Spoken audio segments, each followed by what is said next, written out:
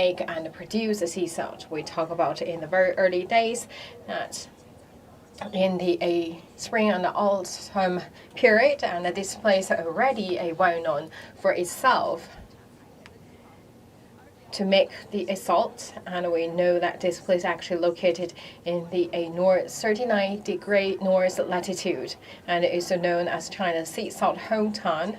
And in 1948, here already became a place to produce the sea salt, and already developed is the scale of economy, becoming the beginning of the Fuzhou Bay salt plant. And today, this place also transformed itself as the sea salt park. So it also invites the tourists to here to really by themselves make salt. Salt is the most common thing in our life. So we will also show you that how we exactly make salt and how sea salt is harvested. So let's tour around and also start our sea salt culture tour. Let me first introduce a special guest.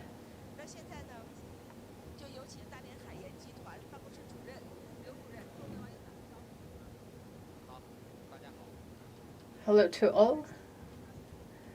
And Mr. Liu is from the sea salt group here in Dalian. And here is, we believe, is the master of sea salt. And that's why we have his statue here. And look at, actually, we believe that he was the person that created that sun-baked sea salt making process.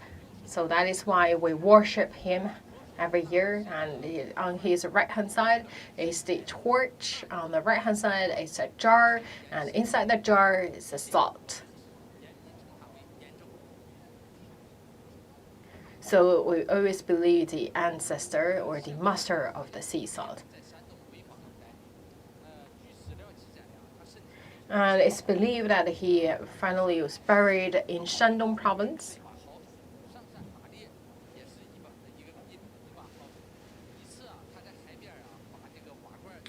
And people talk about that before, that he was good at hunting, and one day during he was hunting the animals,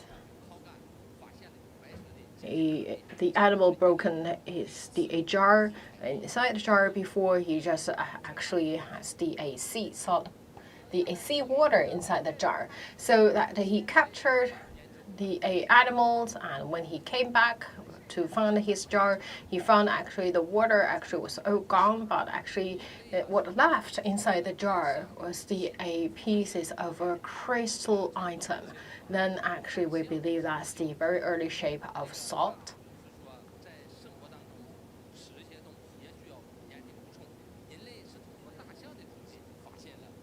And exactly how human being found salt, actually we follow the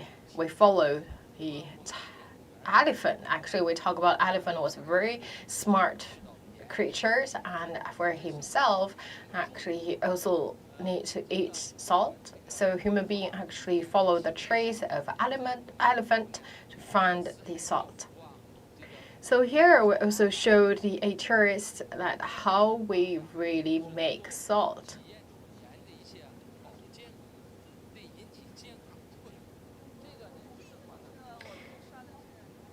And for this one, and this is actually a very traditional way to make salt. And we talk about the sun-making, salt-making process. So the air flows,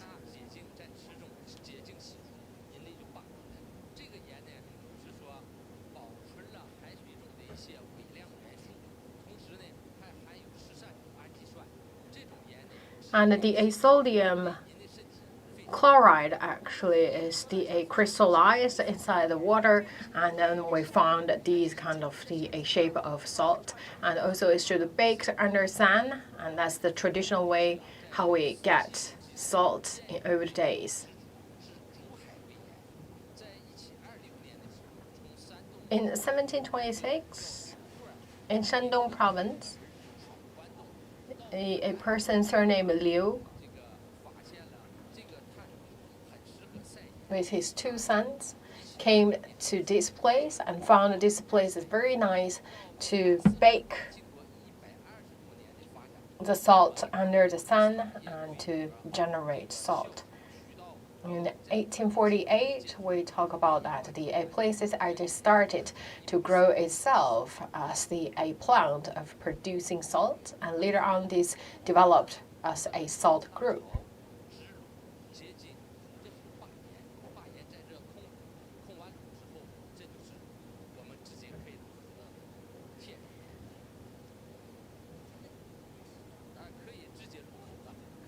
So we talk about the salt here actually is edible, and you also can bring it back home. You can cook or make soup. So it's a very fresh taste.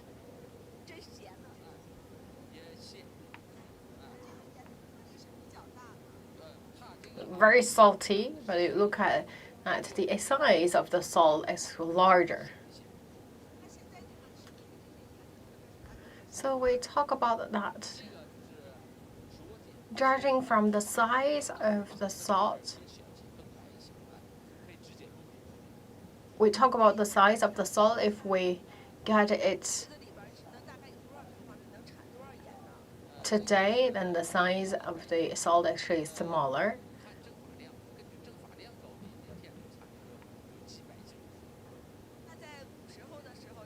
And we talk about the yield rate here. Actually, it's also depend on the evaporation.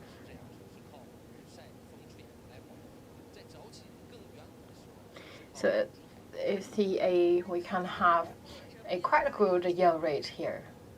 And also today it's a very strong wind. And in old days, I say if it's raining, then we should stop.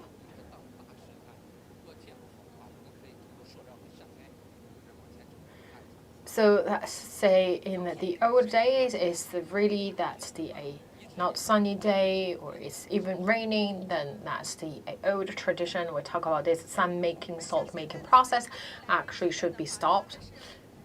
But right now, actually, we talk about that we can produce salt in all weather condition. So we talk about for the visitors, actually, they also are invited to let's say participate in this kind of activities by themselves.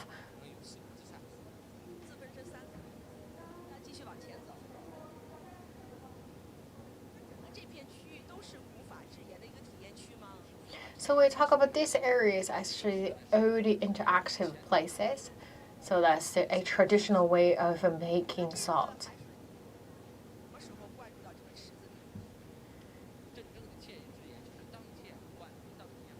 And we talk about that in the old days, the ideal scenario is that we get seawater and also get the sea salt on the same day. So we talk about that because air flows that help to the water to evaporation.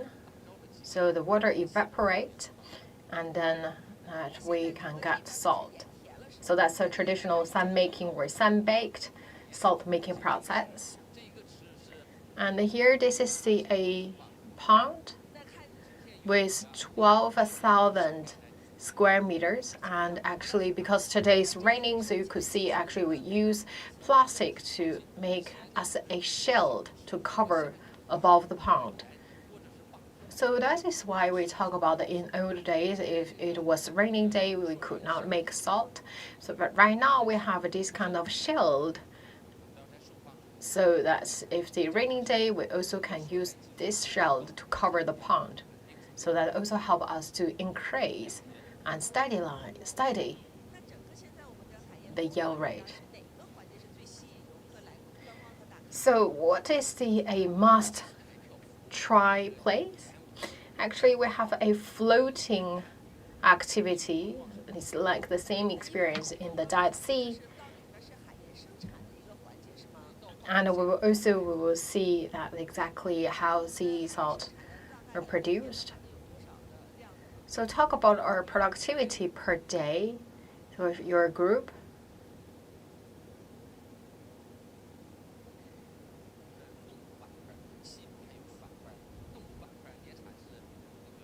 so for the eastern part, that's the 300 to 400,000 tons, and for the western part, that's around 500,000 tons. And that's also depends on the weather condition.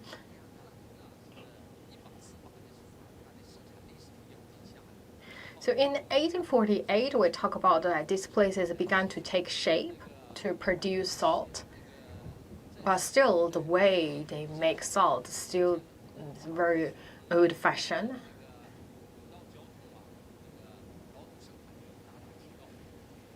And later on, because of technology and because of these kind of the rail transport, and helped to increase the productivity.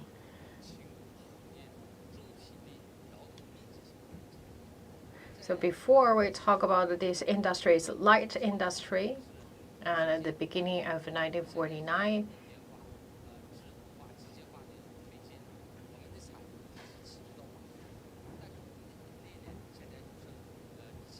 as the people intense the industry.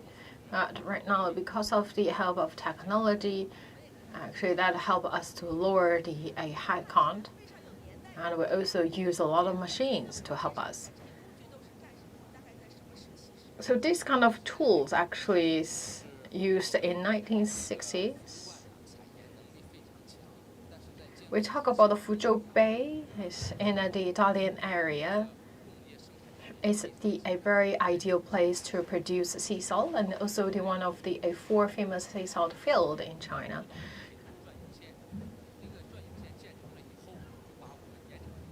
And we built a designated railway routes so we can transport the salt to the northeast regions.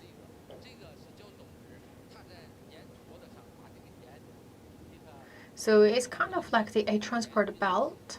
So this kind of a belt and transport tools to move the salt to the train, and then through the railway service, the train carried the salt from here, from Dalian, and to the people, the residents in the northeast regions.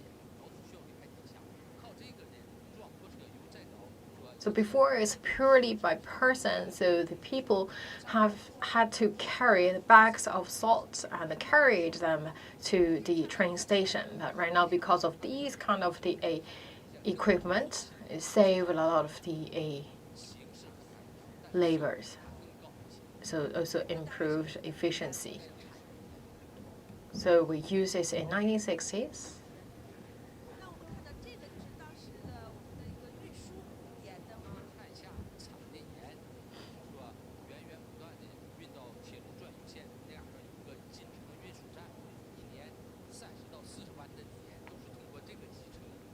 So we talk about before in 1960s, at around the 300,000, 400,000 tons of salt is transported from here. So we use this kind of designated train to carry the salt.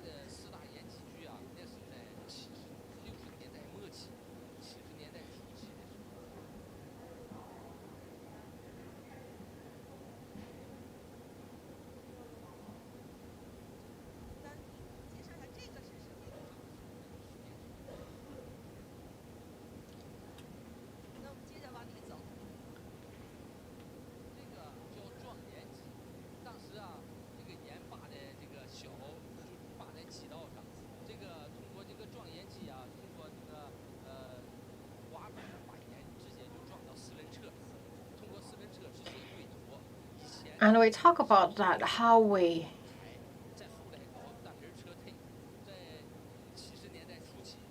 brought the salt to the truck for transport.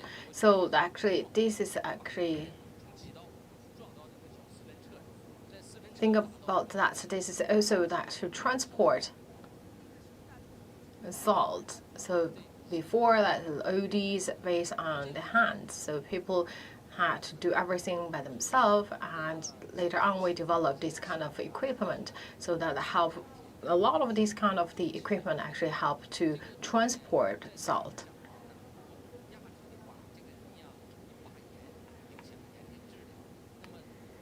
And we talk about it here actually famous for its high quality, and we talk about due to the geological location of the sea area, high quality seawater resources, and vast muddy tidal flats. And the quality of the sea salt produced here is crystal clear and white. So that's why we could look at these kind of the equipment.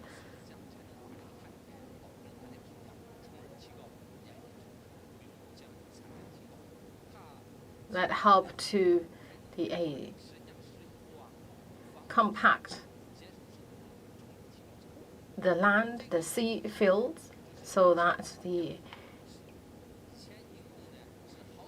soils is perfect to produce high quality salt.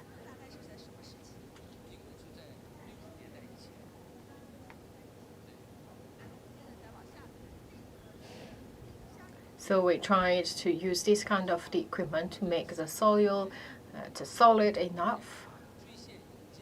So that's also make sure that the salt we got from this place is high quality and also at a high yield rate.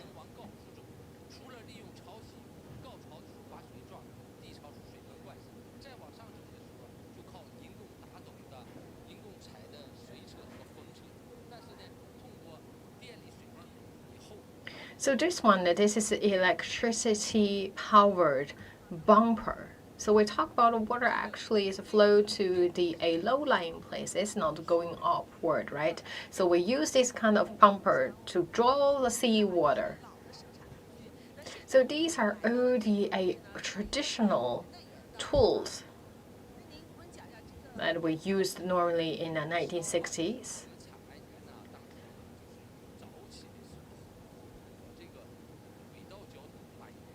And we talked about it before for the transportation, especially to the other places, we use that designated rail. So this rail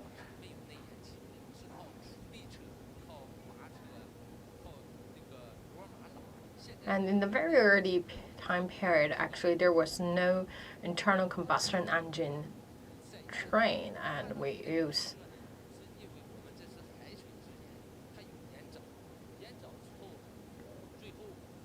the carriage to transport salt.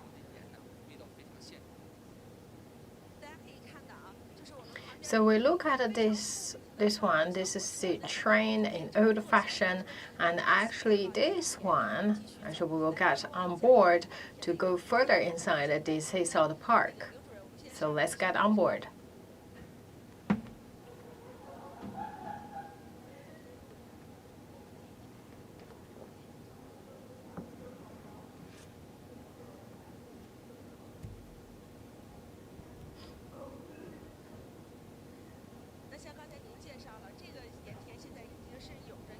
So we look at this is a sea salt field with a history of that more than 100 years.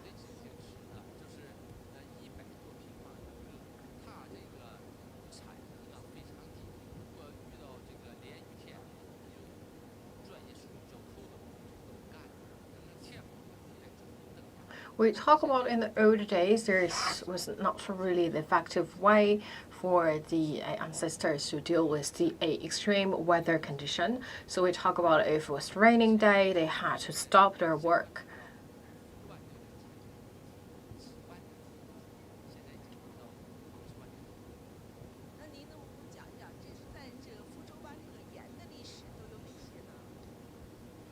So actually, in the very old days, the productivity here was just around 10,000 tons.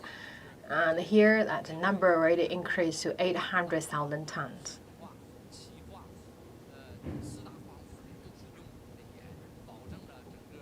And we talk about our salt, not only for the household, but also for the different industries, because we know salt actually is also one of the key raw materials for other industries.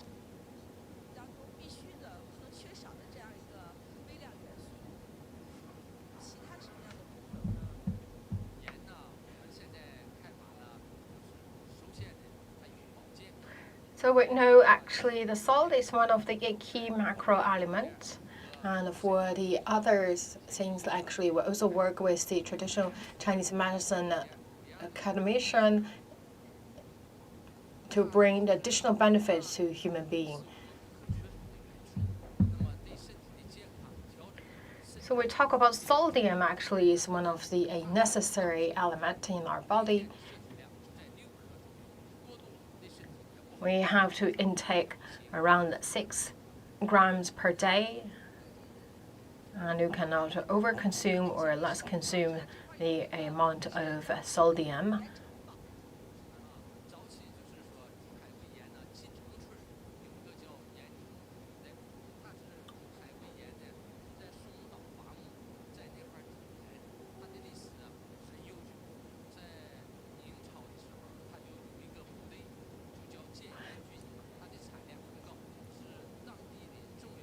And in the Ming Dynasty, actually, we already found that literature records saying that back then the troop actually they had a special troop just to make salt.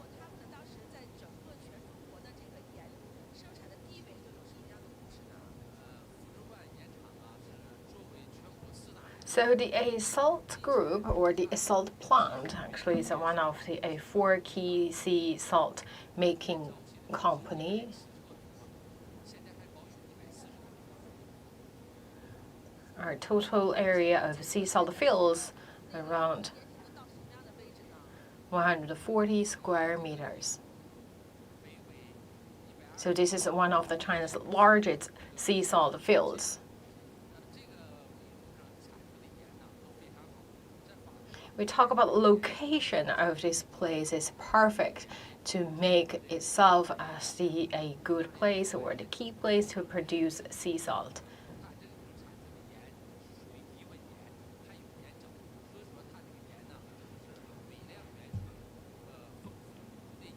And we talk about that this place actually is with a lot of the good functions and benefits to human being. And also it's very high quality as well. So we're looking at here on the right-hand side, that's all the sea salt fields. These are what we call the point of decrystallization. So normally they can produce 2,000 tons of salt.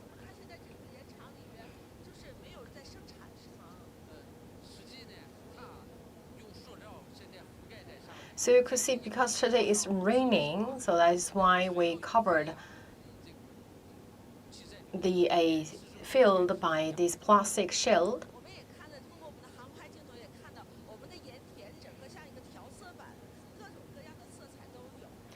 Actually, you could see from the air angle, you could see actually the different sea salt field is like the palette.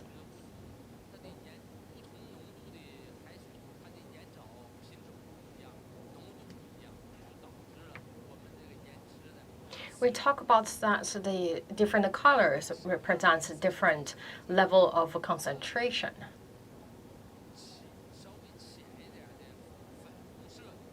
So we talk about that the different color also means that the different color of salt algae.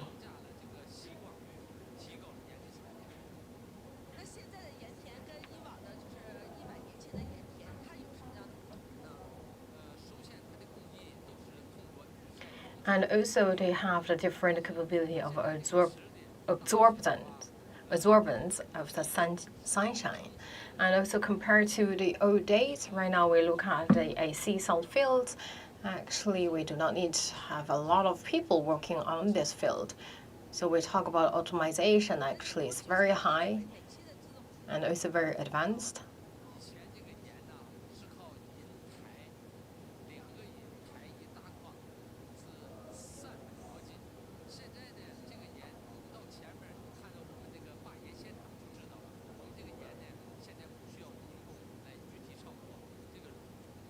And you could see actually for the whole process, you do not really need that human being involved.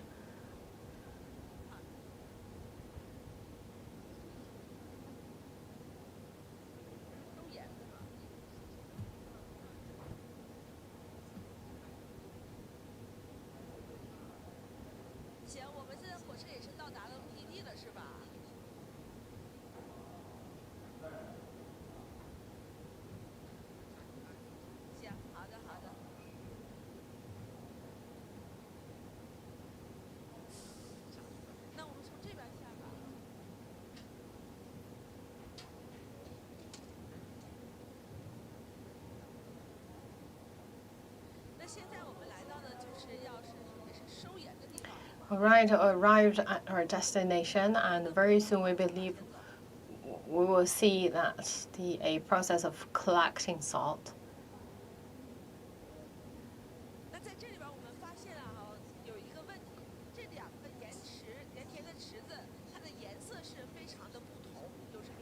So as we talk about that, we can really see that the color actually are quite different. And also we invite Mr. Liu in charge of the production and technology department. Mr. Liu, actually, we just saw that these two fields actually was total different colors. So why the color different?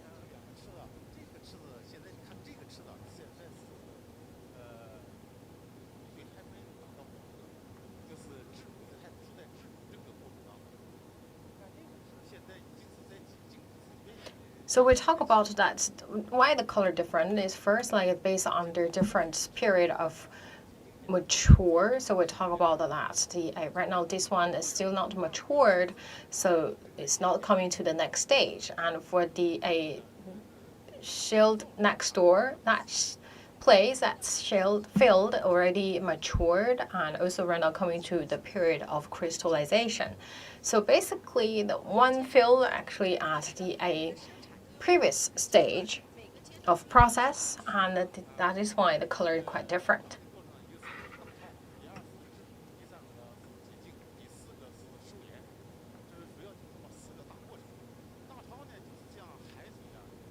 So we've talked about that at first. We need to guide the sea water to our pond.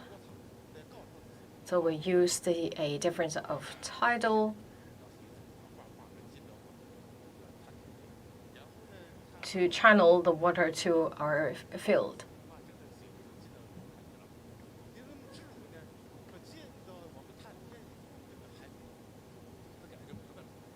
So we have a gate available here to get the AC water to our field.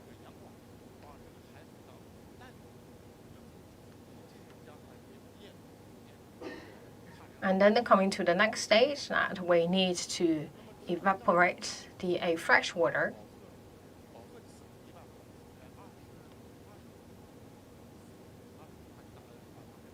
And also we need to wait that the mature of the sodium chloride.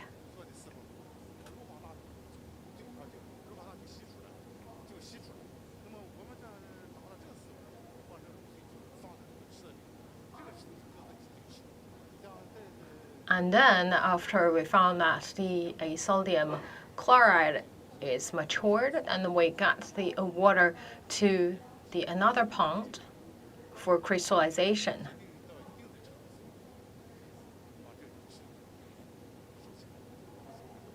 And when coming to the ideal time, and then which means it's good for us to harvest salt.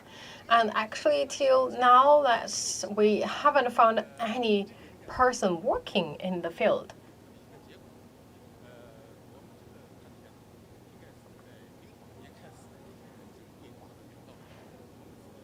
So for this field, actually, we started to upgrade our technology from 2008. And we also, with the help of advanced technologies, we reshaped our sea salt fields. So you could see we use a lot of machines, and also that in a very smart manner, and also automated manner as well.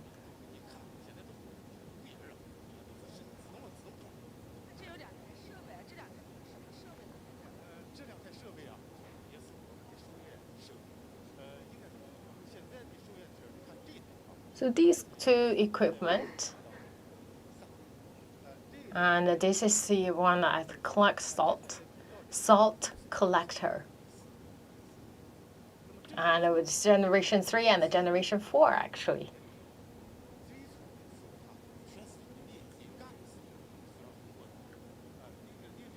Still, in the old days, there were no this kind of a cutting edge technology to help us. So we talk about everything, anything. It should rely on human being. Right now, you could see that the sea salt collector right now already developed to generation 4. So we talk about, you could see that there is not a lot of people involved and worked in the sea salt field. So that help us to improve the efficiency of the every process, and also make sure our people not work overloaded and overstretched. And also could see that the piled salt in front of us. Actually, this is more for the demonstration purpose.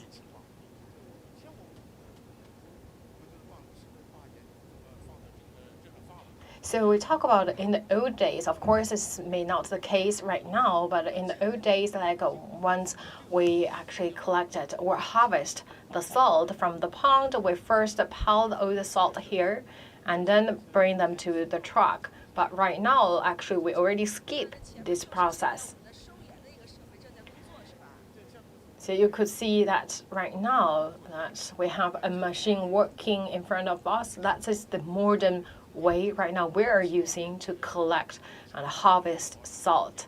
So by doing so, it helps us to guarantee the high quality productivity and also save a lot of the head count. So we talk about like this size of sea salt field, how many people we need. So we talk about here is the 140 square kilometers.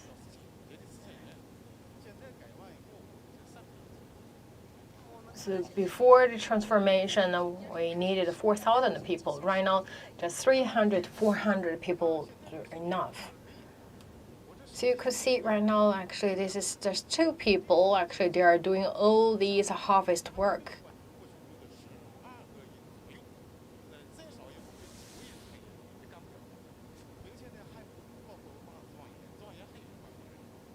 And we talk about so that in the old days, we needed 9 to 11 people first to generate or got this crystallized salt from the pond. And then we need another group of people to bring the salt piled here to the truck or to the transport means. But right now you could see that we just need 2 people.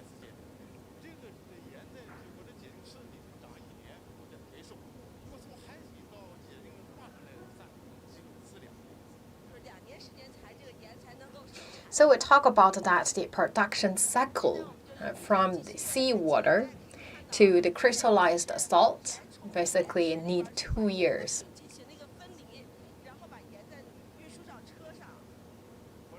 So you could see this machine actually automatically separate water and salt and then transport salt to the cargo.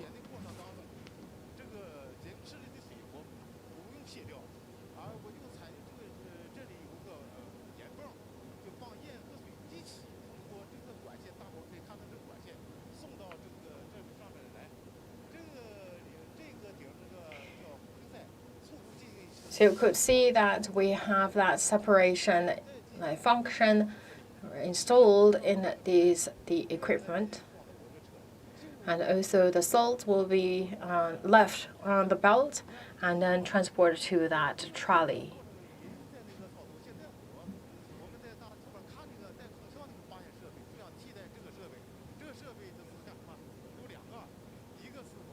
So you could see that we do not need to pile the salt anymore.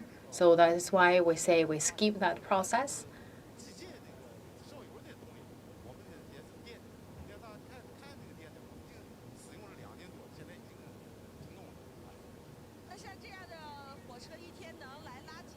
For this kind of tram or this kind of train, every day they need to run 7 to 9 times to transport salt.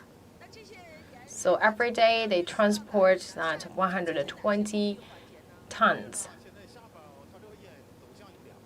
And we talk about the train going to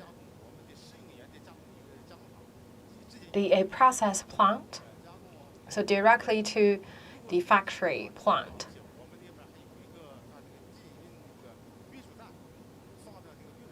And we also have another destination for the salt. That's also the transportation station. So we will first keep the remaining salt from the factory plant to that station.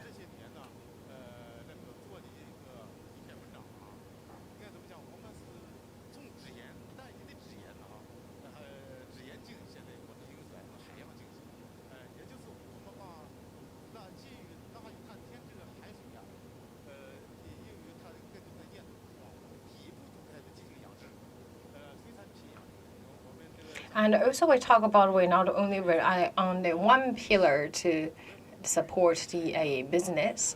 So we talk about besides producing salt, we also actually here have the aqua farming business.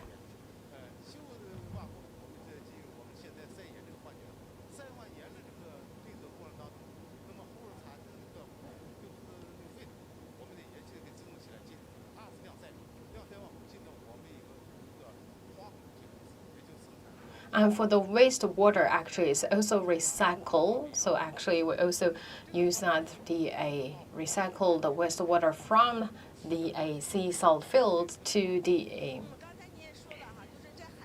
chemical industry. That chemical actually the factories need these kind of the wastewater. By the way, talk about that water actually is a hazard, right?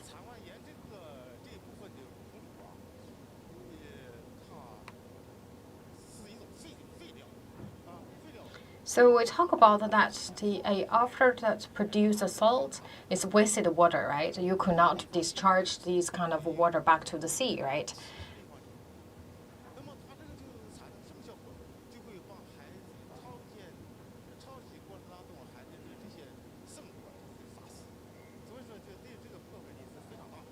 So we talk about we could not discharge that wastewater back to the sea. That's not good for the animals and also not good for the environment conservation endeavor. So we talk about this kind of the wastewater, but is also poisonous. So we talk about that. The elements inside that wastewater, we talk about the sodium chloride, actually are the very important elements in the raw material to make the fabrication or the building materials.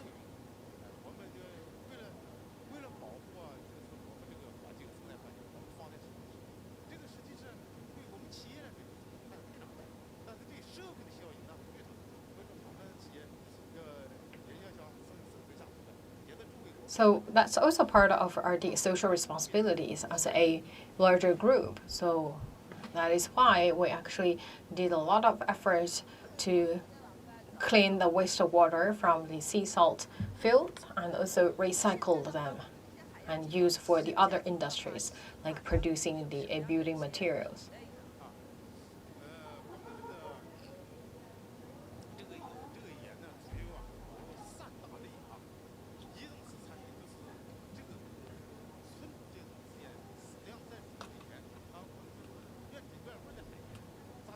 So the sea salt, without any further process, this is what we call like the pure green sea salt.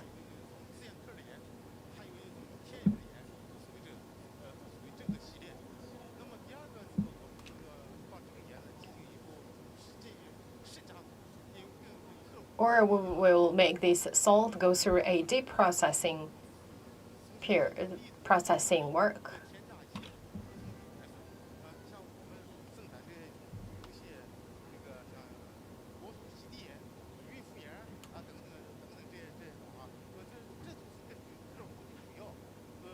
and also to make a tailor-made salt.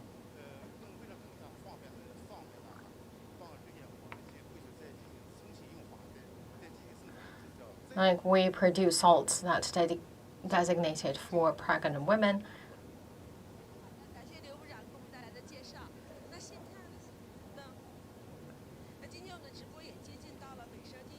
Thank you very much, Mr. Liu. So today we see actually it's a very big wind and it's going to raining today.